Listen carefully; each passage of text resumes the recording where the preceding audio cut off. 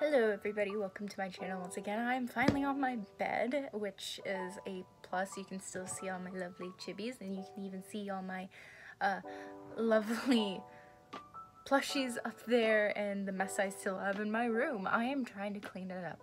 Trust me. Anyways, this is another true crime video. I asked all of you what you would rather want, a solved case, an unsolved, or a missing persons case, and you all voted on an unsolved case. Yay for me, because I didn't have any in my mind, so I had to look at some, and I found a Jane Doe case that I figured would be kind of cool to cover. It's not going to be a very long video, unfortunately. It's probably going to be like less than 10 minutes long. But fuck it, you guys deserve a true crime video that you said you wanted, so let's get started. So the subject of this case started in Boone County, Indiana.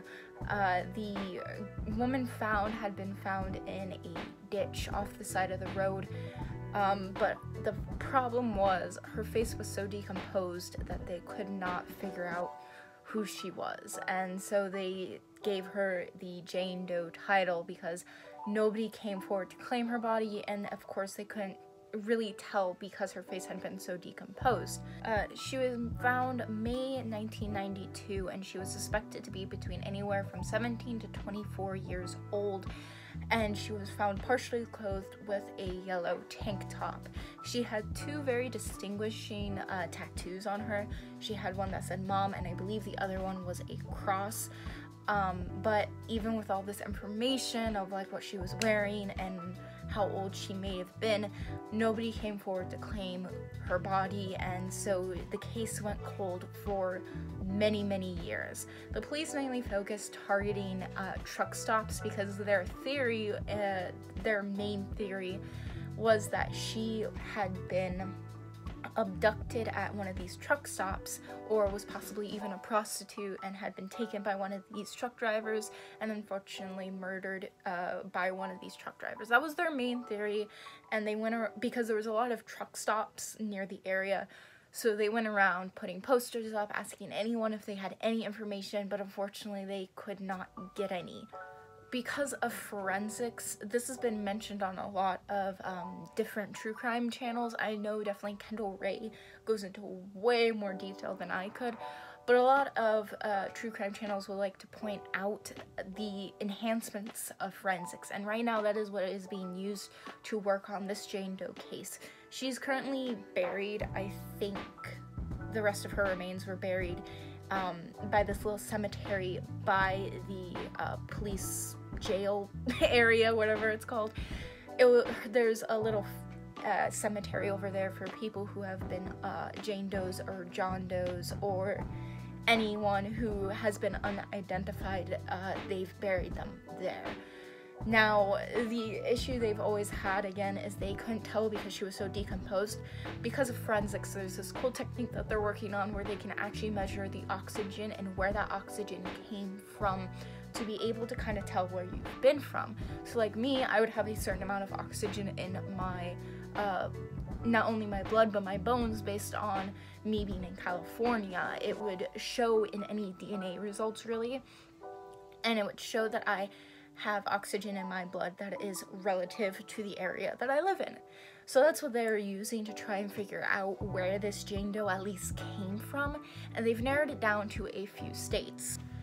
So they've narrowed it down to New Mexico, Texas, Michigan, Ohio, West Virginia, Pennsylvania, Connecticut, Massachusetts, Maine, Vermont, and New York. Now, I think the coolest thing about this case is that they've been using lots and lots of forensics kind of to test on this case, things that aren't very much in use, like this technique that I'm talking about where they measure the oxygen in not only your blood but your bones. Is not a very well-known one, at least not one that I have seen be very much reported on.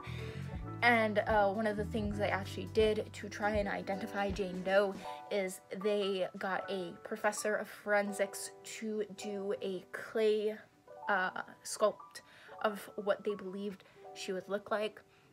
But because it's, you know, this was early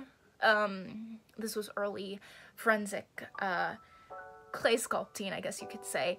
This was early into those days, and so it doesn't look entirely accurate, but it is very possible. And I will be leaving a picture somewhere here for you all to see what they suspect this Jane Doe to have looked like. And again, they believe that she was 17 to 24 years old, and that their working theory is she was abducted at a truck stop or possibly a prostitute there. If you have any information on this case, which I don't very much think much of you will, because again, this case had started in 1992. But if you think you do have any information, please contact the Boone County Police Department, and I will leave their number down below, because again, this case is I really sympathize with the Jane Doe cases, because you could have someone in your family who just went missing, or someone who you haven't seen in forever just disappear off the face of the earth, and you would never know if that could be them. So if again, any of you have any of that information, please do contact, because you could be returning someone's loved one back to them. Anyways, that's all I really have. Like I said, this was going to be a very short video. I know you guys deserve more than this short video, but this is really all the information I could dig up. There is a video by Crime Watch Daily that I will be linking down below for you all to see, to get more information specifically on the main officer who was working on this case. But anyways, like I said, I'll leave that down below. And yeah, if you have any cases you'd like to see me cover, go ahead and comment them down below.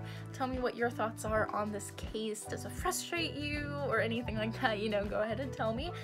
If you like content like this, or you like my reviews, go ahead and subscribe, because that would make my day. And if you like this video, go ahead and give it a thumbs up, because that would also make my day. And as always, peace out. I will see you all next time.